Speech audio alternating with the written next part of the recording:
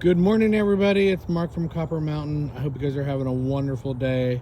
It's definitely a beautiful day here in Indiana. It's nice and overcast, and it's a nice day to be outside. So just a little garden update. So I did things a little different this year. I did the peppers all in one bed instead of intermingling them with tomatoes. The tomatoes just get kind of sort of out of control. So I kind of shadowed them a little bit. So, which is good because these guys will grow up some and give them a little shadow in the afternoon, but it was just too much. So something different. And we got everything all labeled. I got a bunch of varieties. I like keeping track of what they are, and so I can kind of see how they grow. And then over here, I just did my morning weave. So I come out a couple times a week and I weave them through the cattle panel fencing, which I'm telling you is the best way to grow tomatoes ever. So I'm hoping to catch the raccoons early this year. We've already been live trapping. We've already caught several. So these are my onions. This year I've decided that tomatoes are not allowed to grow past the midline.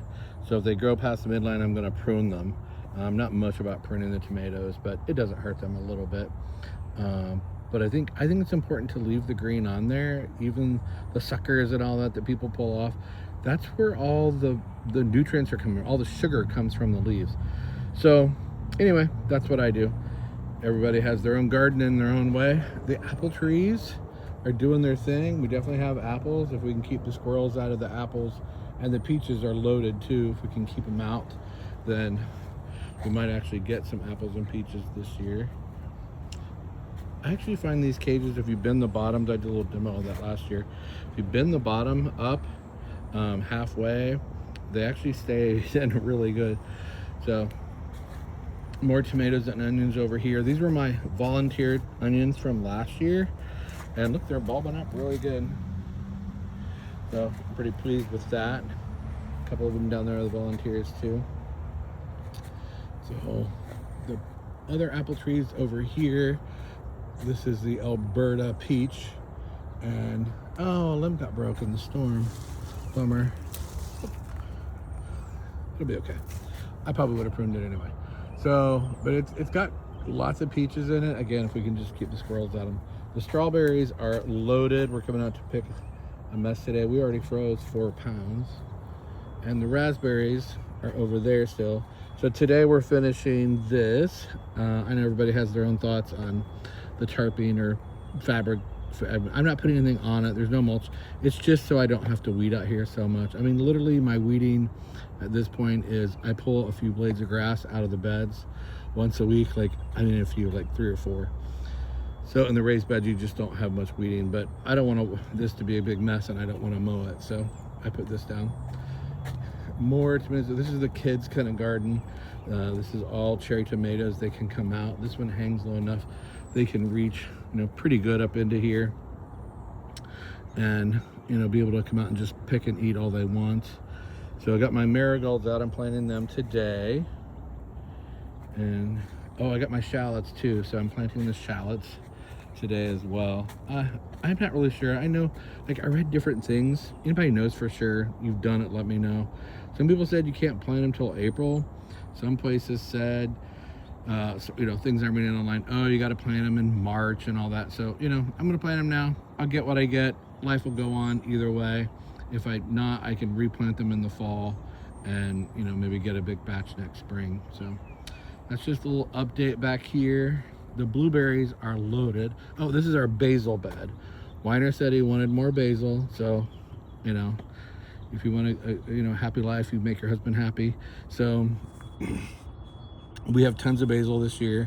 It's all coming on. It got, it's been kind of cold, and it started out pretty slow, but now they're really starting to perk up and look all happy. These are the ones I bought at the grocery store. The ones you buy live at the grocery store. They got frosted twice, and now they're really starting to perk up. This is a volunteer tomato. I didn't have the heart to take him out, so he'll be what he's going to be. I have a bunch back there too on the other side of the cattle panel, and I'm just letting them grow. They'll do their thing. The blueberries are loaded. I got to get the nets on them soon as they start to pink up. The ones I got from Bushel and Barrel, these are ones I got from a grower here in Indiana. That's what they do, is they grow blueberries. They're looking okay, you know, but you know, they're kind of, I think it takes years for them to go. But these from Bushel and Barrel, man, they are just loaded with blueberries. This is another one from the grower, and this, look at that Bushel and Barrel one, just loaded. This one too. And I decided I'm going to give them all marigolds this year too, so they'll all get a little marigold with it, just to kind of make them happy. So that's the update. I'll give you another update. We did a lot the past 4 or 5 days while I was off for the little Memorial holiday. So I'll give you an update later in the day. We're going to finish the black tarp here, and then the raspberry barrels all come back out, and they just enter in a line right here. I haven't come up with a good way to kind of contain them. I stuck a tomato cage in there. It's better than nothing, but I need a better system. I've seen some cattle panel ones people made, or it's made out of that cement stuff. I don't know what that stuff's called. Rebar fencing. So I might pick up one of those from somebody and see how that works. But I don't know, we'll see. Well, I hope you guys have a great day. The grapes are doing great too, by the way. Look at that. Have a great day.